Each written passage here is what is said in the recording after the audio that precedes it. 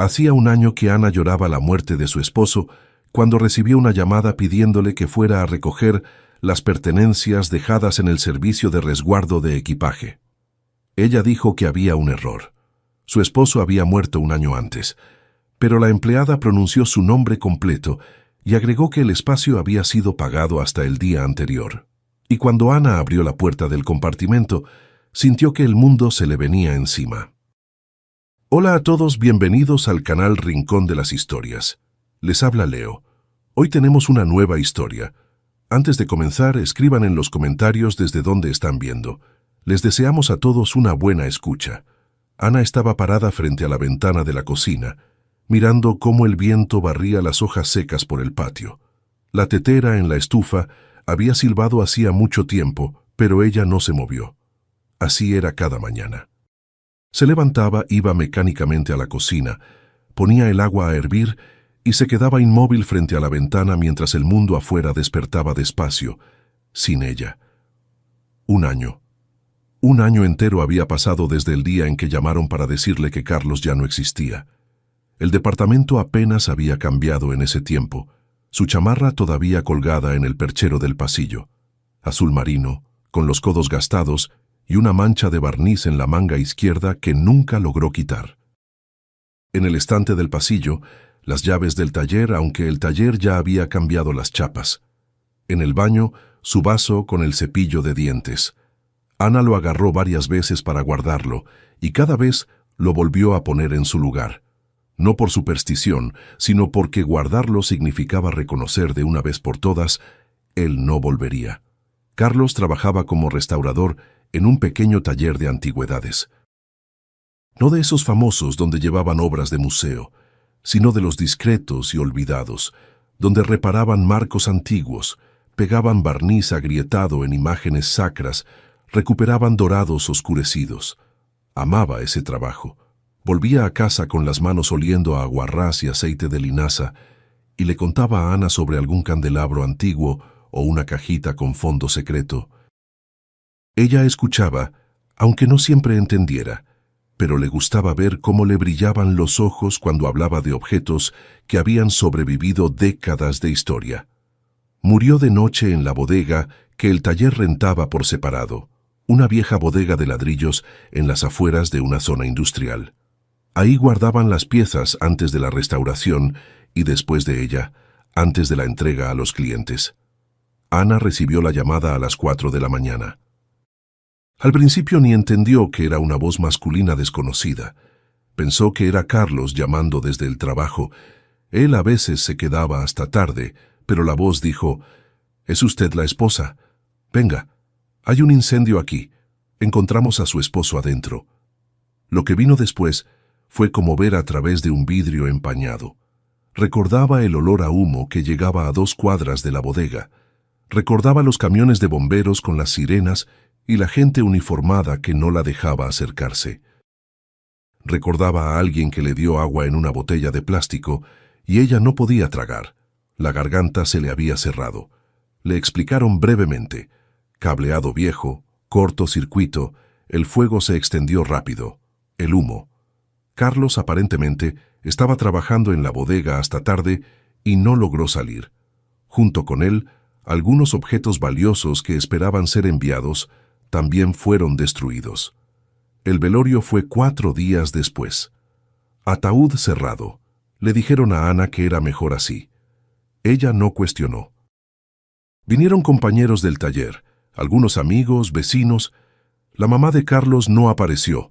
Vivía en el interior y estaba enferma. Mandó solo un mensaje. Pero sí vino su hermana, Larisa, alta, elegante, con un abrigo negro que parecía demasiado caro para alguien que, según ella misma, apenas llegaba a fin de mes. Larisa se comportó de manera contenida, habló poco, pero no dejaba de mirar a Ana como si estuviera esperando algo. En el almuerzo de homenaje, cuando los invitados ya se estaban yendo, Larisa se quedó. Ayudó a retirar la mesa, lavó los trastes. Ana hasta se sorprendió, porque antes Larisa nunca había mostrado ese tipo de atención. Estaban sentadas en la cocina, y Larisa, secando un plato con un trapo, dijo de pronto: «Ana, Vas a tener que resolver algo pronto. Carlos, en el último año estuvo involucrado con gente poco confiable, clientes que traían cosas al taller. No todos eran de fiar. Ana levantó la cabeza. ¿Qué quieres decir? Quiero decir que puede haber dejado deudas, y esas deudas pueden llegar hasta ti. El departamento está a tu nombre, pero si hay investigaciones... ¿Qué investigaciones? Ana no entendía. Era como si Larisa hablara de otra vida. 4 días atrás había enterrado a su esposo, y la hermana de él estaba sentada ahí discutiendo deudas. Solo digo que vale la pena pensar en vender el departamento, mientras todo está tranquilo. Después puede ser demasiado tarde. Ana no respondió nada. Simplemente no tenía fuerzas. Le hizo señas a Larisa para que se callara y fue al cuarto.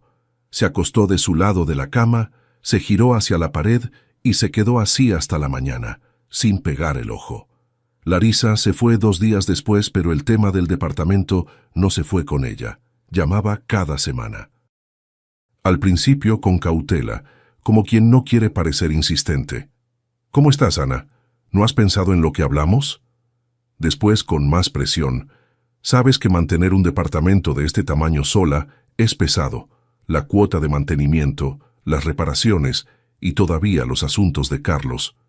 Después, sin rodeos. Ana, escúchame. Conozco gente que paga bien. Te vas a un departamento más chico y todavía te sobra dinero para empezar.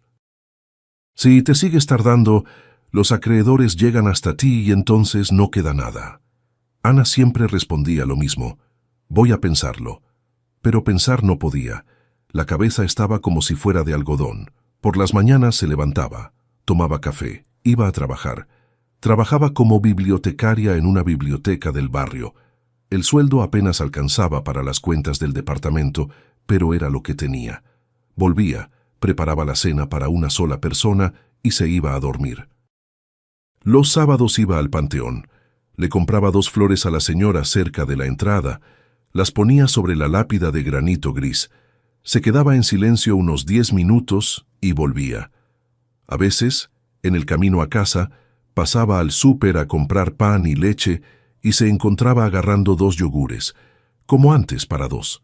Las amigas intentaban sacarla de ese letargo. La invitaban al cine, a paseos, a visitas. Ana rechazaba, no porque no quisiera, sino porque no le encontraba sentido. Era como si la vida se hubiera detenido como un reloj descompuesto y ella estuviera sentada dentro de esa carátula inmóvil, esperando no sabía qué. A veces por las noches sacaba del closet una caja con las pertenencias de Carlos.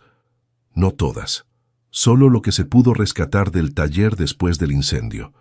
Un cuaderno de trabajo con portada de cuero, algunos lápices, una lupa pequeña en una cadena, un par de catálogos viejos. Los hojeaba como quien pasa las cuentas de un rosario, tratando de sentir algo más allá de ese vacío embotado y latente.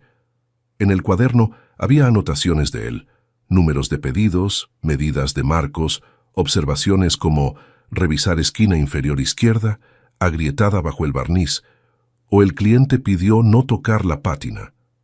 Su letra pequeña, inclinada, con ese característico floreo en la letra D, la reconocería entre 1000.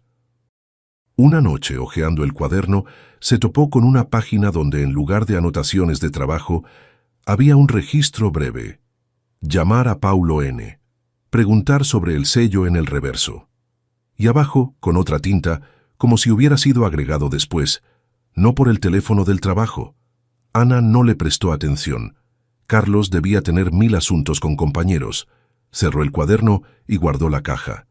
El otoño pasó, después el invierno. Ana aprendió a vivir en ese nuevo ritmo, sin Carlos, sin futuro, solo por inercia. Larisa seguía llamando, pero Ana dejó de contestar siempre. A veces respondía, a veces no. Larisa se molestaba, pero trataba de no mostrarlo. Ana, te lo digo por tu bien. ¿Qué gano yo con ese departamento? Me da pena verte. Estás sola, sin dinero. Ana escuchaba y se quedaba callada.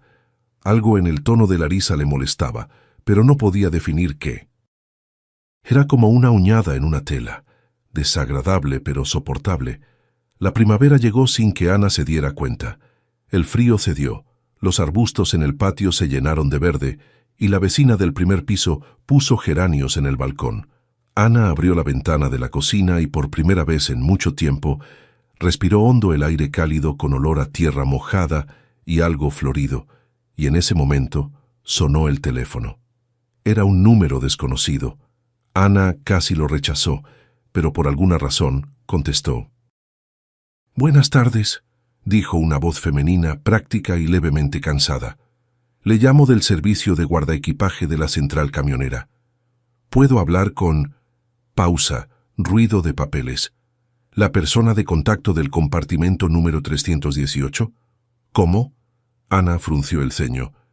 «Creo que se equivocó de número. El compartimento está registrado a nombre de Carlos Eduardo Villanueva. Su número aparece como contacto en caso de vencimiento del plazo de renta». Ana sintió los dedos enfriarse. «Eso es imposible», dijo en voz baja. «Carlos Eduardo era mi esposo. Falleció hace más de un año». Del otro lado, silencio. Después la mujer carraspeó. «Lo siento mucho, pero el compartimento fue pagado por 12 meses por adelantado. El pago se realizó a principios del año pasado. El plazo venció ayer. Si el contenido no es recogido en 10 días, estamos obligados a trasladarlo al depósito de objetos no reclamados. Espera». Ra apretó el aparato contra el oído, como si tuviera miedo de perder la línea. «Me está diciendo que mi esposo, que falleció hace un año, pagó un compartimento en la central camionera». «¿Cuándo lo hizo?» «El pago se realizó 9 días antes del inicio del periodo de almacenamiento». «Lo siento mucho», repitió la mujer, «pero por reglamento estoy obligada a notificar al contacto indicado». Ana se sentó en el banquito. Ese pago había sido hecho 9 días antes del incendio. Carlos había pagado el compartimento 9 días antes de morir. Intentó recordar si él estaba diferente en esa época, si había hecho algo inusual, pero ese periodo se mezclaba en la memoria con todos los demás días. Mañana común, desayuno común, me voy al trabajo, llego en la noche. Nada que pudiera haber sido una señal. «Voy a ir a recogerlo», dijo Ana. «Voy mañana». Colgó y se quedó mirando la tetera que ya hacía rato se había enfriado. Después se levantó, tomó un vaso de agua directo de la llave y se lo bebió de un trago. Las manos le temblaban levemente. No sabía qué sentía. Miedo, esperanza, enojo, todo al mismo tiempo y nada concreto. Esa noche casi no durmió. Se quedó acostada mirando el techo, dándole vueltas a la misma pregunta. ¿Por qué Carlos había pagado un compartimento en el guardaequipaje 9 días antes de morir y por qué había puesto el número de ella? Si eran cosas de trabajo, las podría haber dejado en el taller. Si era algo personal, ¿por qué esconderlo en la central? Intentó imaginar una explicación sencilla, pero cada hipótesis se deshacía antes de tomar forma. Por la mañana se puso la chamarra, tomó su identificación y fue a la central camionera. La terminal la recibió con la agitación habitual. Anuncios por los altavoces, olor a café de las máquinas automáticas, gente con maletas apurada hacia los andenes. El guardaequipaje quedaba en el sótano, en un pasillo largo con techo bajo y eco de pasos. Detrás de un panel de vidrio estaba sentada una mujer de unos 50 años con chaleco de uniforme. «Llamé ayer», dijo Ana. «Compartimento 318». La mujer la miró. Después miró el cuaderno, después la miró de nuevo. «Identificación, por favor. Y acta de defunción, si tiene».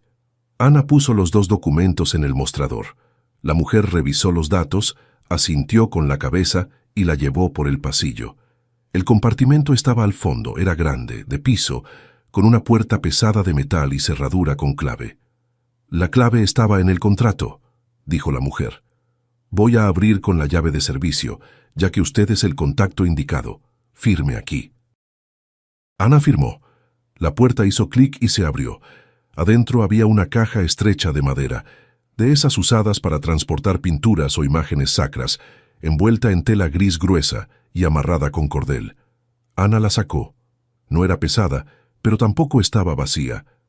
Apretó la caja contra el pecho y miró a la empleada. ¿Es todo? Es todo, no había nada más en el compartimento. Ana llevó la caja a la sala de espera, se sentó en una banca de madera en el rincón, lejos de la gente. Las manos no obedecían. El cordel se desenrollaba con dificultad, la tela quedaba atorada en las esquinas. Finalmente retiró la tapa. En el fondo de la caja, envuelta en franela suave, había una imagen sacra, pequeña, con marco de plata oscurecida y la figura de la Virgen María pintada en madera antigua levemente agrietada. Ana no la reconoció de inmediato. Después contuvo la respiración. Carlos le había mostrado esa imagen en una foto antes del incendio. Dijo que era una de las piezas más valiosas que habían pasado por el taller. Y después del incendio, le dijeron que se había quemado junto con todo lo demás. Debajo de la imagen había un sobre blanco común, sin escritura. Ana lo abrió con dedos rígidos. Adentro, una hoja de papel doblada a la mitad, cubierta por la letra pequeña y familiar. Ana, si estás leyendo esto, es porque ya no estoy, o porque no pude volver. Perdóname por no haberte contado antes. No vendas el departamento. Clarisa va a presionarte. No le creas. Busca a la persona de la tarjeta de presentación. Ella va a explicarte. Ana releyó la nota 3 veces, después una más. Las letras se revolvían, parpadeó y se dio cuenta de que las lágrimas le corrían por la cara. Las primeras en varios meses. Lloraba no de tristeza, sino de algo que no podía nombrar. Como si un año de silencio se hubiera agrietado, y por esa grieta brotó todo lo que había guardado con tanto cuidado adentro. En el sobre, además de la nota, había una tarjeta de presentación, sencilla en cartulina gruesa sin logotipos, nombre, apellido, teléfono y una palabra, tasador, y 3 fotografías impresas en papel común. En cada una, un cuarto del departamento de ellos, fotografiado antes de la remodelación, aquel antiguo estudio con techo alto y armarios empotrados que Carlos había desmantelado cuando se mudaron. Ana se quedó sentada en la banca de la central y no podía levantarse. La gente pasaba con maletas. En algún lugar resonó una carcajada de niño. La voz en el altavoz anunciaba la salida de un autobús. Ella se quedó ahí, apretando contra las rodillas la caja de madera con la imagen sacra que debería haberse quemado, y la nota del esposo que hacía un año estaba bajo la tierra.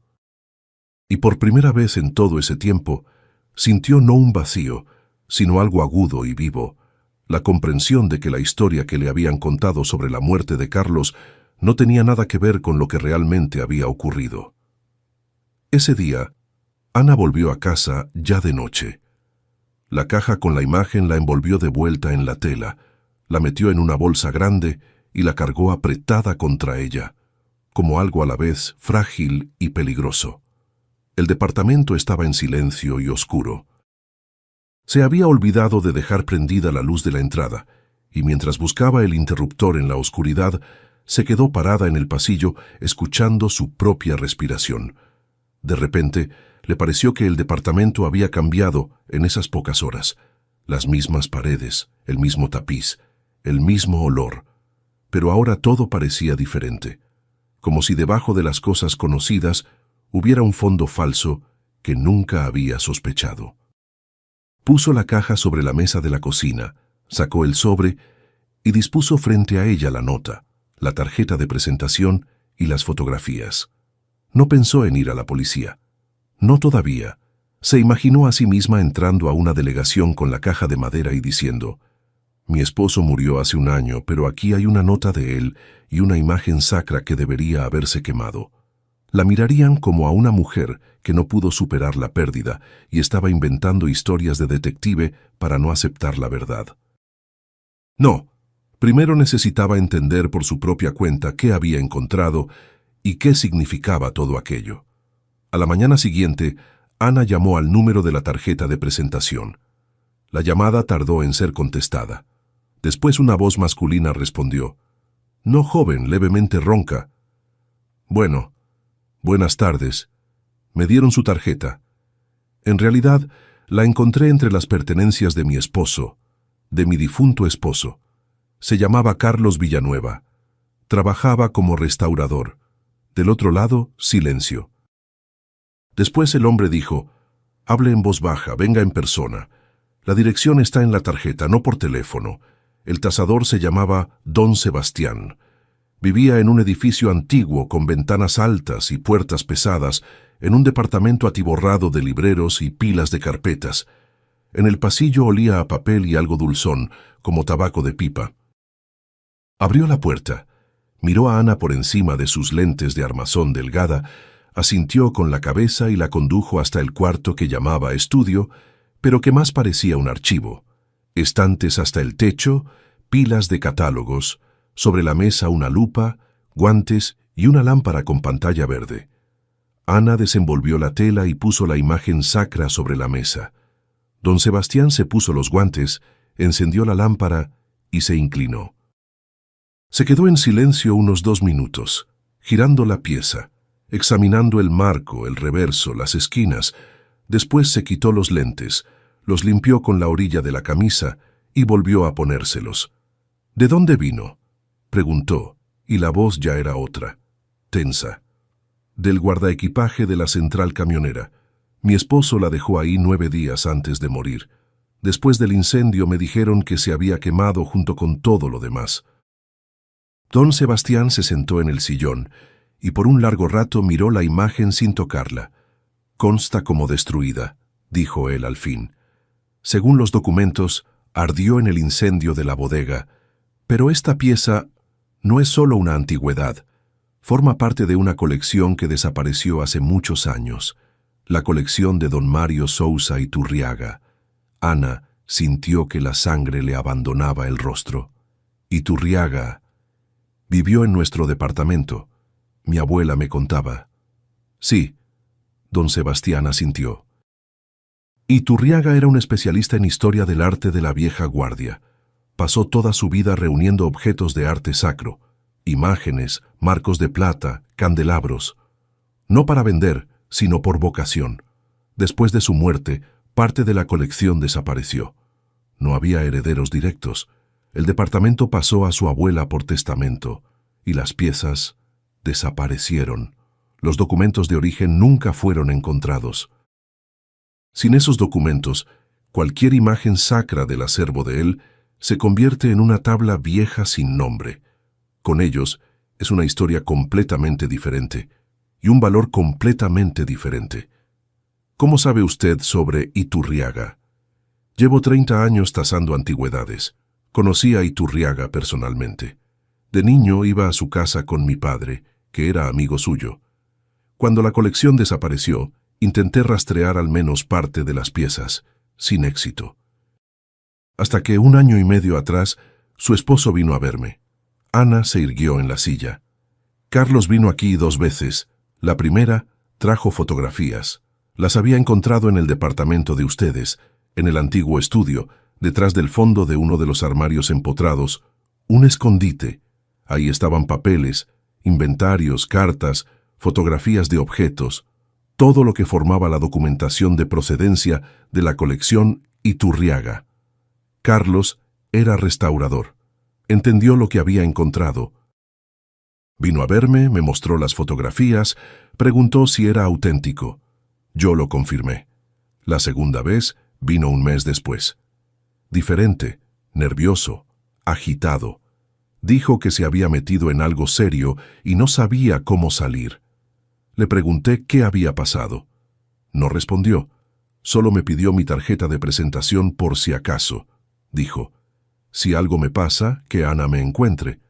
Le di la tarjeta y 2 semanas después me enteré del incendio. Ana se quedó sentada con las manos entrelazadas sobre las rodillas. Los dedos estaban blancos. «¿Usted cree que el incendio no fue un accidente?» «Creo», respondió don Sebastián con cautela, «que el incendio fue muy conveniente». Carlos desapareció. Los objetos que estaban en la bodega, según los papeles, se quemaron. Pero si esta imagen no ardió, los papeles mienten. Y si los papeles mienten, alguien los falsificó.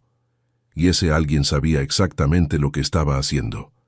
Ana tomó la imagen sacra, le agradeció a don Sebastián y se fue. Dentro del camión se quedó mirando por la ventana, tratando de organizar en la cabeza lo que había escuchado. Departamento, abuela, Iturriaga, escondite, documentos, Carlos, Larisa. Todo se encadenaba como eslabones, y Ana finalmente empezaba a entender por qué Larisa insistía tanto en la venta. El departamento no era solo una vivienda, en él estaban guardados documentos que comprobaban el origen de las piezas de la colección Iturriaga. Si el departamento se vendía a través de la gente de Larisa, podrían desmantelar discretamente los armarios empotrados, llevarse los archivos y destruir todo lo que vinculaba los objetos con su verdadera historia. Sin los documentos, las imágenes sacras y los marcos se volverían anónimos.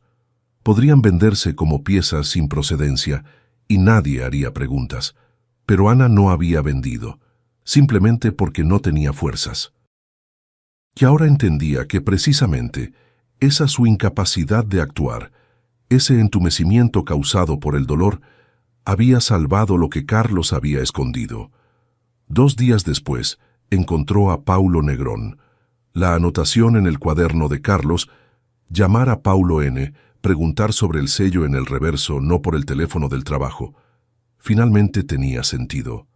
Ana revisó la agenda del teléfono de su esposo y encontró un número anotado como PN Museo. Llamó y contestó un hombre que, por la voz, debía de tener unos 60 años. Paulo Negrón, mi nombre es Ana. Soy la esposa de Carlos Villanueva. Silencio. Después, seco. Sé quién es usted. No tengo nada que hablar con usted. Espere, encontré lo que Carlos me dejó. La imagen sacra.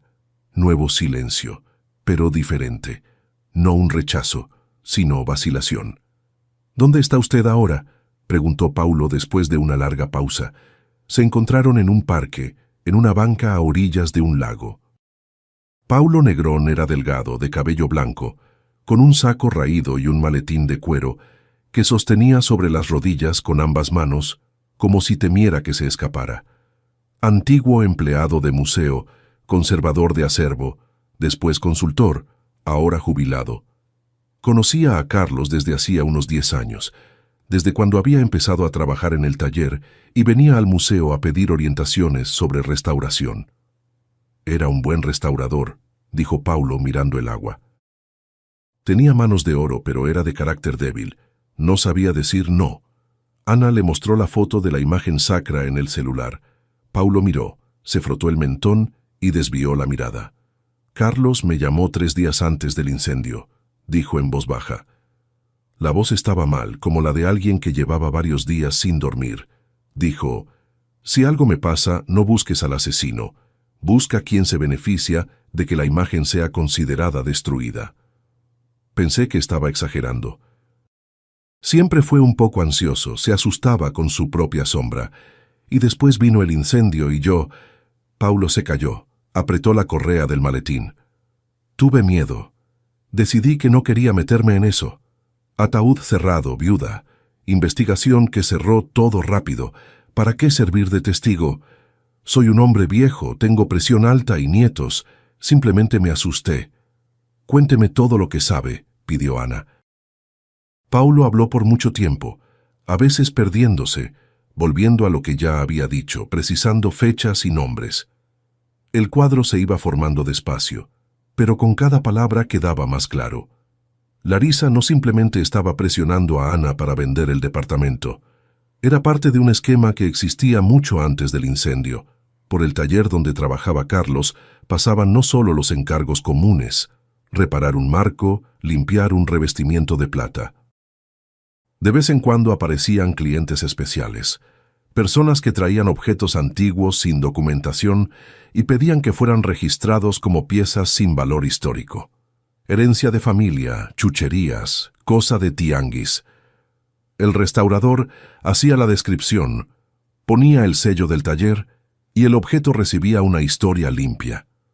Después podía venderse a través de subastas cerradas o directamente a coleccionistas, incluso en el extranjero. Carlos, al principio, no entendía qué estaba pasando. Larisa le había pedido que ayudara a unos conocidos a examinar algunos objetos, dar un dictamen. Él ayudó. Después otra vez y otra vez. Después aparecieron intermediarios que pagaban en efectivo y no hacían preguntas. Después, peritajes falsos con su firma. Carlos se dio cuenta demasiado tarde de que lo estaban usando para lavar el origen de piezas de colecciones desaparecidas, no solo de Iturriaga, sino de otras también. Intentó negarse, pero ya no era tan sencillo. Su firma estaba en los documentos, y esos documentos podían en cualquier momento ser entregados a la policía. Larisa lo sabía y lo mantenía bajo control. Le decía, si te mueves, Ana va a saber que su esposo no es ningún santo. Paulo repitió las palabras de Carlos. Se quedaba callado no por miedo a la cárcel, tenía miedo de que tú lo miraras diferente. Ana escuchaba y sentía algo pesado y amargo subiéndole por dentro. No enojo, más cercano a una herida. No de Carlos, sino por el hecho de que él no hubiera confiado en ella, de que hubiera decidido por ella que no soportaría la verdad, y hubiera cargado todo aquello solo hasta el final. Estaba intentando salir, continuó Paulo. En las últimas semanas antes del incendio, estaba revisando, verificando peritajes viejos, comparando descripciones, buscando pruebas de que los objetos habían sido cambiados. Y escondió la principal evidencia, la imagen sacra de la colección, en un compartimento pagado en el guardaequipaje de la central. Pagó por un año adelantado y puso tu número. Esperaba poder resolver todo solo, pero 9 días después vino el incendio. ¿Usted cree que fue un asesinato?, preguntó Ana directamente. Paulo no respondió de inmediato. Sacó del maletín un sobre con papeles, copias de algunos peritajes, impresiones, anotaciones manuscritas. Creo, dijo al fin, que el incendio fue muy conveniente. Según los papeles, en la bodega se quemaron varias piezas que estaban justamente siendo preparadas para su venta. Si constan como destruidas, pueden tranquilamente entregarse a los compradores. Oficialmente, esos objetos ya no existen. ¿Y Carlos? Carlos era un testigo incómodo. Sabía demasiado y estaba haciendo preguntas. Cuando alguien así muere en un incendio junto con las piezas que podría identificar, es o una coincidencia trágica o el plan de alguien. Se quedaron en el parque hasta el anochecer. Paulo ayudó a Ana a ordenar todo lo que sabía: la tarjeta del tasador, la nota de Carlos, la historia del departamento, las llamadas de Larisa, los documentos sobre el incendio. Él mismo no era especialista en antigüedades, pero como ex empleado de museo, sabía trabajar con papeles, cruzar fechas, números, descripciones. Al final de la conversación, ambos entendían lo mismo. Si Ana quería llevar esto hasta el final, necesitaba más que una nota y una imagen sacra. Necesitaba testigos, documentos y alguien que conociera el esquema por dentro, alguien que supiera cómo funcionaba realmente el taller. Hay una persona, dijo Paulo cerrando el maletín. Doña Teresa. Trabaja en el taller desde antes de que Carlos entrara, quizás incluso antes. Controla el inventario, recibe los objetos, elabora los peritajes. Si alguien sabe qué se guardaba realmente en esa bodega y qué salía fuera de los informes, es ella. Ana guardó el nombre. Volvió a casa caminando, aunque el camino era largo. Necesitaba caminar, sentir el suelo bajo los pies, escuchar el ruido de la calle. En un solo día, el mundo había dado vuelta de cabeza. El Carlos que había velado por un año como un restaurador honesto y un tanto ingenuo, resultó ser un hombre que se había metido en un esquema sucio y había intentado salir con su propia vida. Sentía dolor, pero a ese dolor se mezclaba algo nuevo, obstinado, una determinación silenciosa. Por primera vez en todo ese año, Ana sentía no un vacío, sino una dirección. Tenía preguntas y sabía dónde buscar las respuestas. Al llegar a casa, fue directo al viejo estudio. Ese cuarto de techo alto con los armarios empotrados que ella y Carlos habían convertido en cuarto de huéspedes después de la mudanza. Ana se quedó de pie frente a los armarios y pasó la palma de la mano por las puertas de madera. En algún lugar ahí Carlos había encontrado el escondite de Iturriaga. En algún lugar detrás de esas paredes estaban los documentos que habían dado inicio a todo. No fue a buscarlos. No ahora. Primero necesitaba hablar con doña Teresa. Se sentó en el borde del sofá del cuarto de huéspedes y tomó el celular. Larisa había mandado un mensaje. «Ana, no desaparezcas. Déjame ir este fin de semana. Platicamos bien. Hay un comprador, bueno, de confianza. No te tardes tanto». Ana lo leyó, cerró la pantalla y metió el teléfono en la bolsa. Antes, esos mensajes solo le causaban cansancio. Ahora, sabiendo lo que sabía, cada palabra de Larisa sonaba diferente. No te tardes tanto. No era cuidado. Era miedo. Miedo de que Ana empezara a hacer preguntas. Y Ana ya había empezado. El taller quedaba en el sótano de un edificio antiguo, de esos de fachada sólida que resistía al tiempo, con paredes gruesas y ventanas que empezaban casi al nivel de la banqueta. Ana no lo encontró de inmediato. No había letrero. Solo una placa oscurecida junto a la puerta con la inscripción «Taller de Restauración» y un número. Se quedó parada en la entrada, juntando valor. La última vez que había estado ahí era más de un año antes, cuando fue a recoger las pertenencias de Carlos, el cuaderno, la lupa, algunos lápices. Un hombre desconocido había abierto la puerta, le entregó la caja en silencio y cerró la puerta. Ana ni siquiera había entrado. Ahora empujó la puerta pesada y bajó los 3 escalones hasta el pasillo. Olía a barniz, madera y algo levemente ácido. Quizás solvente, quizás pegamento viejo. El pasillo era estrecho, con paredes descascaradas y un foco opaco en el techo. A la izquierda, una puerta con el letrero «Recepción». A la derecha, otra, sin letrero, de la que venía un golpeteo suave. Ana tocó la puerta de la derecha. El ruido adentro se detuvo, y después de algunos segundos la puerta se abrió. En el umbral estaba una mujer bajita, de unos 65 años, con delantal de trabajo sobre una blusa gris, cabello blanco recogido en un chongo, lentes de aumento en la frente. Manos pequeñas y secas, con uñas cortas y manchas de barniz en los dedos, miró a Ana de arriba a abajo, y en su rostro pasó un destello de reconocimiento, rápido, enseguida disimulado. «¿A quién buscas? ¿Doña Teresa? Soy Ana, la esposa de Carlos, la exesposa, la viuda». Doña Teresa no se movió, solo la mano que sostenía la puerta se contrajo levemente. «Sé quién eres», dijo, con voz neutral. «¿Qué quieres?» «Hablar, sobre Carlos, sobre lo que pasó antes del incendio». «El incendio fue hace un año. La investigación fue cerrada, no tengo nada que agregar». Empezó a cerrar la puerta, pero Ana dijo: «Encontré la imagen sacra, la que según los papeles se quemó. Carlos la escondió en el guardaequipaje de la central y me dejó una nota». Doña Teresa se detuvo. Su rostro no cambió, sin sorpresa, sin miedo, pero algo en los ojos se desplazó, como si por dentro se hubiera activado una palanca invisible. «Entra», dijo después de una pausa, «y cierra la puerta». El taller era más amplio de lo que Ana esperaba.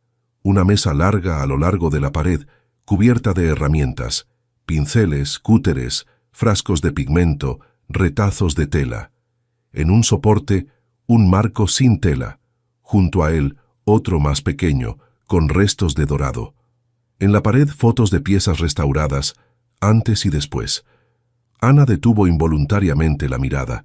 En una de las fotos reconoció las manos de Carlos, esos dedos largos con la cicatriz característica en el índice. Sostenían una cajita con tapa de nácar. Doña Teresa cruzó la mirada de Ana, pero no dijo nada. Quitó de una silla una pila de catálogos, encendió la tetera eléctrica en una mesita en el rincón y sacó 2 tazas, una con el borde desportillado, otra con un dibujo desteñido de margaritas. «Puedes hablar», dijo doña Teresa, sentándose frente a ella. Ana contó todo: la llamada del guardaequipaje, el compartimento, la imagen sacra, la nota, la visita a don Sebastián, el encuentro con Paulo Negrón. Habló con objetividad, sin emoción excesiva. En los últimos días había repasado esa historia tantas veces en la cabeza que las palabras se ordenaban solas, sin esfuerzo. Doña Teresa escuchaba sin interrumpir, solo de vez en cuando asentía, un movimiento corto, solo con el mentón. Cuando Ana terminó, doña Teresa se levantó, vació agua hirviendo en las 2 tazas, puso una bolsita en cada una y colocó una frente a Ana. Esperaba que alguien viniera, dijo volviendo a sentarse. Un año esperando.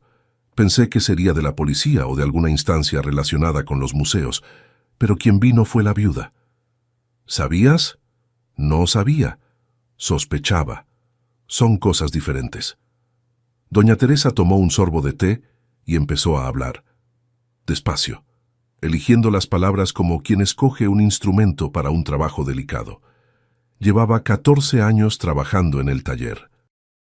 Había llegado cuando todavía vivía el antiguo dueño, un hombre discreto y cuidadoso que hacía restauración con conciencia y nunca aceptaba encargos dudosos. Después de su muerte, el taller fue comprado, llegó gente nueva, y el carácter del trabajo fue cambiando. Los encargos comunes continuaron, pero junto a ellos aparecieron otros, de los que no se hablaban en voz alta. Los objetos llegaban sin documentación, sin historia, en bolsas y envueltos en papel periódico. Doña Teresa los recibía, los anotaba en el libro, y algún tiempo después desaparecían ya con el sello del taller y una descripción detallada que no contenía una sola palabra sobre su verdadera procedencia. «No soy tonta», dijo doña Teresa. «Sabía que algo andaba mal, pero tengo 62 años, jubilación pequeña, otro trabajo no hay. Cerré los ojos, hice mi parte, recibí, anoté, revisé, sin ir más allá. Carlos había llegado al taller 4 años atrás». Doña Teresa lo notó enseguida como diferente a los que habían venido antes. Atento, meticuloso, con respeto por los objetos, sin prisa, sin descuido. Podía pasar medio día en una sola grieta, buscando el tono correcto de base. Doña Teresa fue acostumbrándose a él.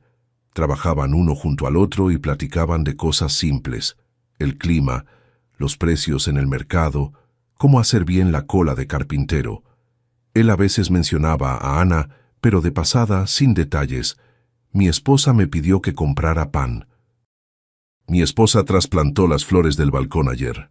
Doña Teresa sabía que la amaba, porque de la forma en que pronunciaba la palabra esposa, con ligereza, calidez, como quien lo hace por costumbre, era la voz de un hombre para quien eso no era obligación, sino hogar. Y entonces, unos 6 meses antes del incendio, Carlos cambió. Doña Teresa no lo notó de inmediato. Los cambios eran pequeños, como grietas en el barniz antiguo, solo visibles con luz de lado. Empezó a quedarse hasta tarde, aunque antes salía puntualmente. Algunas veces ella lo encontró frente al archivero de carpetas.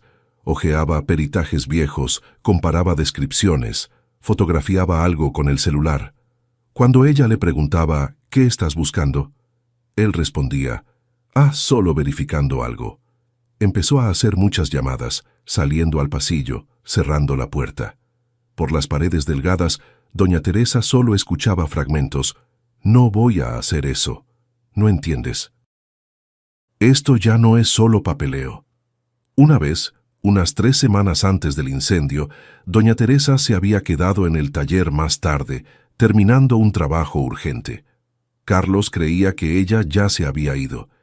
Ella escuchó cuando él hablaba por teléfono, más alto que de costumbre, casi gritando, y entendió una frase que quedó grabada en su memoria. «Me metiste en algo de lo que no se sale vivo». Doña Teresa se había quedado helada frente a la mesa con el pincel en la mano. En ese momento pensó que era una pelea familiar. Quizás por dinero, quizás por culpa de Larisa, que a veces le llamaba a Carlos y le hablaba en un tono que hacía rechinar los dientes a doña Teresa. Larisa aparecía de vez en cuando en el taller. Alta, segura, con abrigo caro, con la postura de quien está acostumbrado a mandar. Le hablaba a Carlos como si él no fuera un maestro, sino un empleado subalterno. Doña Teresa no la quería. pero se quedaba callada. «Y ahora», dijo doña Teresa posando la taza sobre la mesa, «entiendo que no era ninguna pelea. Él le estaba hablando a Larisa sobre el esquema. Intentaba salir y ella no lo dejaba». «¿Larisa te presionaba de alguna forma?», preguntó Ana. «Presionaba es poco. Quería sacarme de aquí. Ella no tiene nada que ver con el taller, pero tiene gente en todos lados. Le insinuaba al dueño que yo ya estaba envejeciendo, que confundía los registros, que era hora de que me jubilara. Hacía de todo para que me sintiera incómoda aquí. Yo sabía por qué. Conozco bien los encargos viejos. Cada objeto que pasó por mis manos en los últimos 14 años, puedo describirlo de memoria. Y si alguien empieza a comparar lo que yo recuerdo con lo que está escrito en los informes, van a aparecer discrepancias». Ana miraba a doña Teresa y por primera vez en todo ese año sentía algo parecido a un apoyo. No solo un interlocutor que conocía los hechos, sino una persona que entendía cómo es cargar la verdad y quedarse callada. Doña Teresa se había callado por miedo, Ana por desconocimiento, pero ahora las dos estaban ahí, en ese taller con olor a barniz y madera vieja, y el silencio estaba llegando a su fin. «Muéstrame», dijo Ana. «Muéstrame lo que pasaba aquí».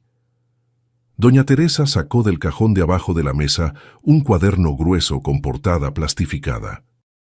Era su diario personal, no el oficial, sino el que ella escribía para sí misma. Contenía registros de los últimos 6 años, fecha, descripción del objeto, quién lo trajo, quién lo recogió, qué decía el peritaje y qué ella había visto con sus propios ojos. «Mira aquí». Doña Teresa abrió el cuaderno en una página marcada con una tira de cartón. «En el período del invierno del año pasado, 2 semanas antes del incendio, recibí para guarda imagen sacra en marco de plata, Virgen María. Aproximadamente finales del siglo XIX. Peritaje elaborado como objeto de uso doméstico, sin valor histórico. Pero trabajo con este tipo de piezas desde hace 30 años. Esto no es un objeto doméstico, es una pieza de nivel museológico, y el sello en el reverso del marco ya lo había visto antes, en un catálogo de la colección Iturriaga que está en ese estante. Señaló hacia la repisa donde había álbumes viejos y obras de referencia. En ese momento me quedé callada», continuó doña Teresa. «Lo anoté en mi cuaderno y me quedé callada. Y después vino el incendio, y según los papeles esa imagen se quemó. Y me quedé callada de nuevo». Ana hojeaba el cuaderno. La letra de doña Teresa era pequeña, pero legible. Una caligrafía de maestra, con líneas rectas y márgenes cuidados. Los registros se sucedían: objeto, fecha, observación. Algunos estaban subrayados con lápiz rojo. Eso significaba que doña Teresa había notado una discrepancia entre lo que había visto y lo que constaba en los documentos oficiales. «¿Esto es suficiente para ir a la policía?», preguntó Ana. «Es suficiente para hacer preguntas», respondió doña Teresa. «Para obtener respuestas necesitas más. Necesitas los peritajes originales, correspondencia, nombres de compradores, y necesitas saber dónde están ahora las piezas que según los papeles se quemaron». A partir de ese día, Ana empezó a ir al taller todos los días. Al principio solo se sentaba junto a doña Teresa y organizaba papeles, separaba carpetas, clasificaba peritajes por año, confrontaba números. El trabajo era monótono y cuidadoso, pero Ana se involucró. Era una habilidad de bibliotecaria, el gusto por el orden, y en pocos días ya entendía el sistema de registro tan bien como doña Teresa. Después, doña Teresa empezó a enseñarle otras cosas. Le mostraba cómo distinguir barniz antiguo de nuevo, cómo determinar la edad de la madera por el olor y la textura, cómo leer sellos, esas pequeñas marcas en el reverso de marcos y revestimientos de plata que contaban la historia del objeto, dónde había sido hecho, quién lo había encargado, por qué manos había pasado. Ana escuchaba, memorizaba y sentía un placer extraño e inesperado, no por los conocimientos en sí, sino porque por primera vez entendía el mundo en que Carlos había vivido. Todo lo que antes era solo el trabajo del esposo, incomprensible, lejano, con olor a aguarrás, iba tomando sentido y dimensión. Una noche, cuando estaban sentadas a la mesa tomando té, eso ya se había vuelto ritual, doña Teresa la miró con atención y dijo: «Cambiaste en estas 2 semanas. Ya no pareces aquella mujer que vino aquí la primera vez». Ana pensó y asintió. Ella misma lo sentía.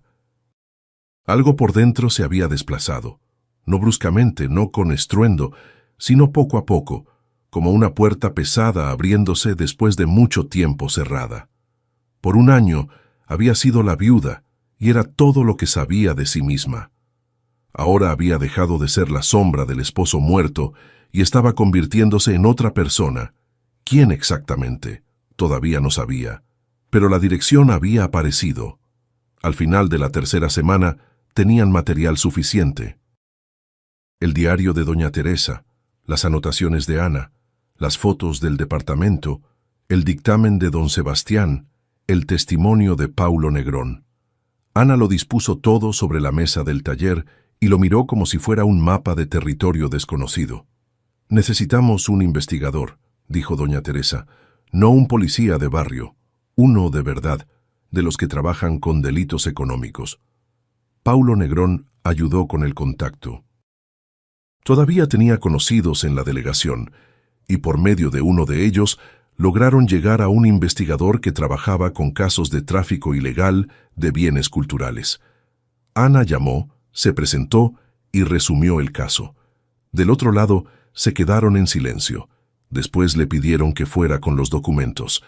Fue junto con Paulo Negrón.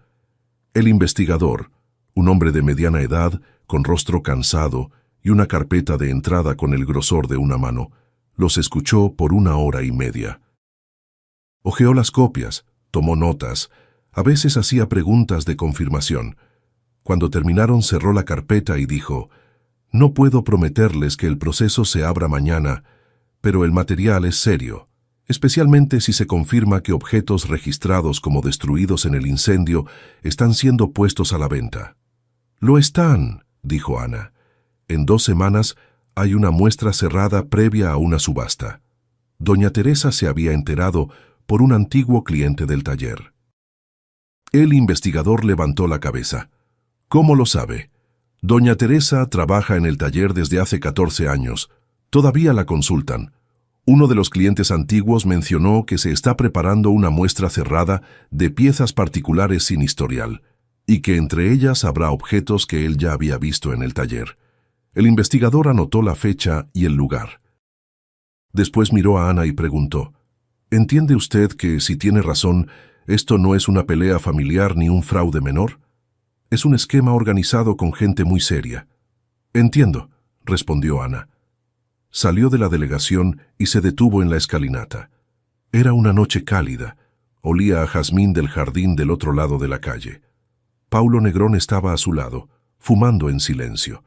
No fumaba desde hacía 20 años, pero hoy le había pedido un cigarro al guardia de la entrada. «¿Tienes miedo?», preguntó él. «No», dijo Ana y se sorprendió de su propia sinceridad. «Miedo no, pesado. Pero pesado no es lo mismo que imposible». Tomó el celular. Había un mensaje de Larisa. «Ana, el comprador no puede esperar. Resolvemos antes de que acabe el mes. Está bien, yo voy para allá. Lo hacemos rápido, ni te vas a dar cuenta». Ana lo releyó, esbozó una media sonrisa y guardó el teléfono. En 2 semanas sería la muestra, y Larisa finalmente recibiría la respuesta que tanto esperaba. Solo que no la que contaba. La muestra tenía lugar en una pequeña sala de exposición en el 2º piso de una casona antigua remodelada como galería privada. Ana supo la dirección por doña Teresa, quien a su vez había recibido la invitación de un antiguo cliente del taller. Él ni sospechaba que le estaba haciendo un enorme favor. La entrada era por lista. El guardia en la puerta revisaba los nombres y saludaba a los invitados con una inclinación de cabeza. Ana llegó media hora antes del inicio. Se quedó del otro lado de la calle, cerca de un puesto de periódicos, observando los autos que llegaban y la gente que bajaba. Hombres en trajes caros, mujeres con vestidos discretos pero costosos. Todo tranquilo, sin agitación, sin letreros. Desde afuera, una fiesta privada como cualquier otra. Doña Teresa llegó primero. Traía su mejor blazer, azul marino con un broche en la solapa, y no parecía la empleada del taller, sino una mujer que había pasado toda la vida entre objetos valiosos y conocía el precio de ellos mejor que cualquier subastador. En la entrada le dijo al guardia su nombre y después hizo una seña para Ana y Paulo Negrón. «Son mis colegas, les interesa la colección». El guardia repasó la lista, los miró y los dejó entrar. En esas muestras cerradas los invitados con frecuencia traían conocidos y nadie hacía de eso un problema. El investigador y los policías entraron de otra forma, por orden judicial, por el acceso de servicio, habiéndolo acordado con anticipación con el propietario del espacio. Cuando Ana entró a la sala, el investigador ya estaba recargado en la pared del fondo, fingiendo examinar un catálogo. «Policías en las salidas», le dijo en voz baja cuando ella se acercó. «No se ponga nerviosa, actúe con naturalidad, solo observe y espere». Ana asintió. Las manos estaban frías, pero la voz no le temblaba. Caminó a lo largo de las vitrinas y se detuvo, mirando alrededor. La sala era pequeña, 3 paredes cubiertas con tela oscura, iluminación puntual sobre soportes y en las vitrinas de vidrio, marcos, revestimientos de plata, candelabros, cajitas, 2 imágenes sacras pequeñas. Junto a cada pieza, una tarjeta con descripción breve. Colección particular sin documentación de procedencia. Sin procedencia significaba sin historia, sin papeles, sin nombre del antiguo dueño. Para los coleccionistas reunidos en esa sala, eso era algo normal. Muchos preferían objetos sin preguntas innecesarias. Pero Ana ya sabía qué escondía esa formulación. A Larisa no la vio de inmediato. Estaba en el rincón más alejado de la sala, junto a una ventana, con una copa de vino blanco, platicando con un hombre de traje gris. Bajo, de ojos rápidos, con aspecto de intermediario. Larisa traía vestido negro, cabello recogido, cadena fina dorada en el cuello. Parecía tranquila, hasta satisfecha, la dueña de la fiesta que tiene la certeza de que todo va según lo planeado. Ana se giró y fue a lo largo de las vitrinas. Doña Teresa caminaba a su lado, un paso atrás, como una sombra. No hablaban. Doña Teresa solo de vez en cuando hacía un movimiento casi imperceptible con la cabeza, al pasar junto a cada pieza. Un asentimiento hacia arriba significaba, conozco esta pieza, pasó por el taller. Llegaron a la tercera vitrina y doña Teresa se detuvo. En la vitrina había un marco, ancho de madera oscura, con restos de dorado en las esquinas. Doña Teresa se inclinó y Ana vio cómo sus ojos se abrían levemente. «Sello de museo», susurró doña Teresa, casi sin mover los labios. En el travesaño inferior, Acervo Iturriaga. Ya lo vi 100 veces en el catálogo.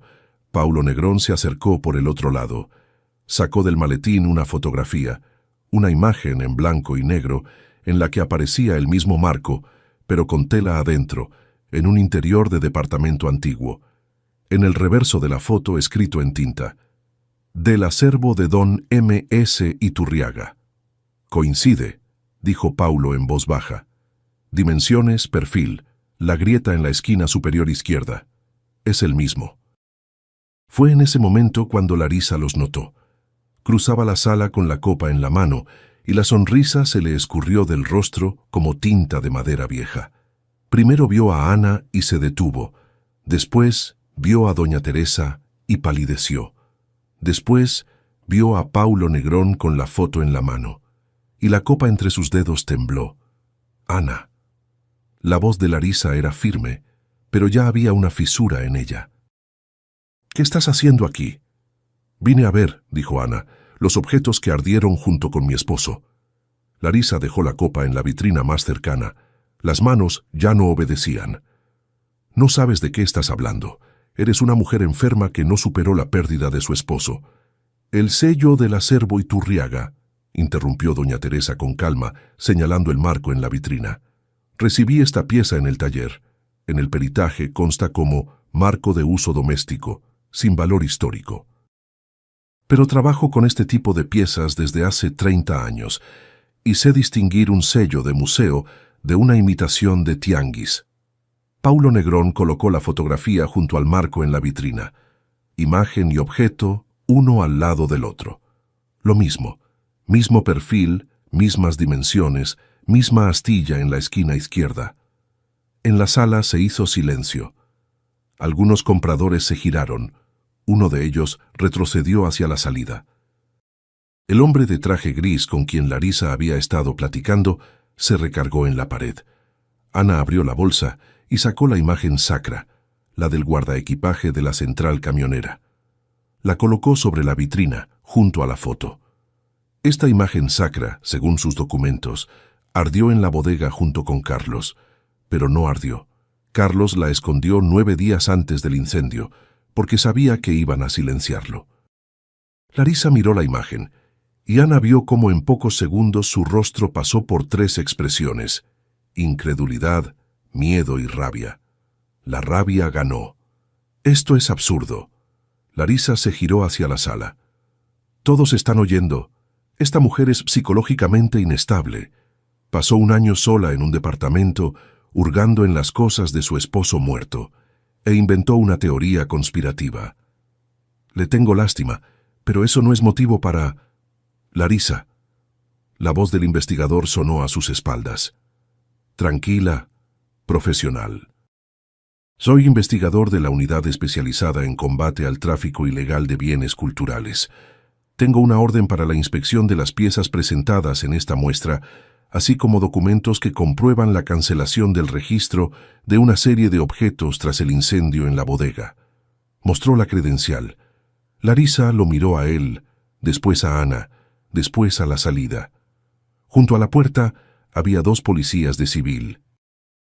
Además, continuó el investigador, tenemos en nuestro poder copias de correspondencia con personas involucradas en la organización de la venta de objetos registrados como destruidos. Su nombre aparece repetidamente en esa correspondencia. El hombre de traje gris intentó acercarse a una salida lateral, pero fue discretamente interceptado por un policía. Otros 2 compradores pusieron sus copas en el suelo y se sentaron en silencio en las sillas recargadas en la pared, como si esperaran instrucciones. Larisa fue la última en ser llevada. Cruzó el pasillo sin voltear, erguida, rígida, y solo en la salida se detuvo y miró a Ana. «Ni te imaginas cómo era tu esposo en realidad», dijo ella. «Me lo imagino», respondió Ana. «Mejor de lo que crees». Una semana después de la detención de Larisa, el investigador convocó a Ana para una declaración complementaria. Habló con cuidado, eligiendo las palabras, pero fue directo en lo esencial. Carlos no era completamente inocente. Su firma estaba en varios peritajes falsificados. Sabía que por el taller pasaban piezas con documentación irregular y por un tiempo había participado de eso. Primero por ingenuidad, después por debilidad, después porque tenía miedo. Pero en el último momento intentó detener todo, dijo el investigador. Escondió las pruebas, te dejó una nota, empezó a reunir evidencias. Si no hubiera hecho eso, no estaríamos aquí ahora. Ana escuchaba y asentía. Sentía dolor. No como un año atrás, cuando el dolor era ciego y embotado, sino diferente, agudo y preciso, como un corte. Quería recordar a Carlos como honesto y luminoso, ese hombre que volvía a casa con las manos oliendo a aguarrás y contaba historias sobre cajitas con fondo secreto. Pero la vida había resultado más compleja. Carlos era un hombre de carne y hueso, ni héroe ni villano, solo un hombre común que había cometido errores, se había asustado, y después había intentado corregir lo que había hecho, pagando con eso. Ana no lo santificó, pero tampoco permitió que Larisa lo convirtiera en el único culpable. El departamento no lo vendió. En el viejo estudio, detrás del fondo de uno de los armarios empotrados, encontraron de hecho el escondite, el que Carlos había descubierto durante la remodelación.